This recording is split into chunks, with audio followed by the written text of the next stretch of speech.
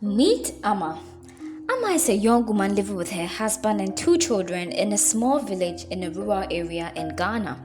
She has lived in this village since she was a little girl and spent significant amount of time helping her mother with her chores. Every morning, she would accompany her mother and other women from the village to go and collect wood from a nearby forest.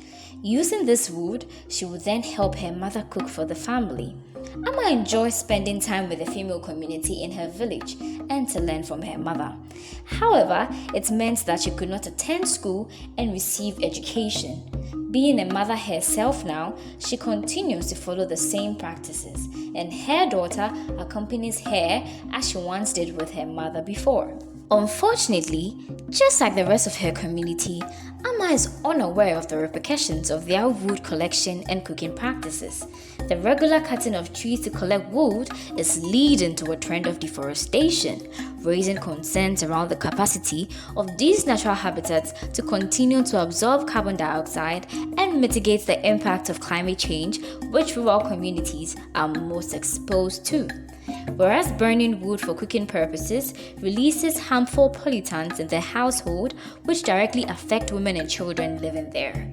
Additionally, the time spent collecting this wood prevents women and girls from playing a more significant role in developing their communities across generations. The United Nations Sustainable Development Goal 7 to ensure access to affordable, reliable, sustainable, and modern energy for all is directly concerned with rectifying this situation. Other SDGs are also relevant, as a bigger role for women would contribute in building more sustainable communities, help eradicate poverty, and improve health and well-being.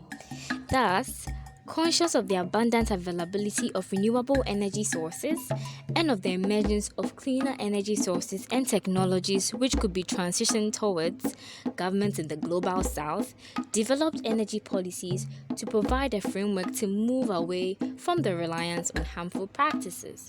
But these policies were often lacking concrete implementation plans, contradicted other relevant policies, notably those relevant for investment or financing, research and development, reskilling or training the workforce, or social empowerment, and were not targeted enough to the specific circumstances and needs of rural communities.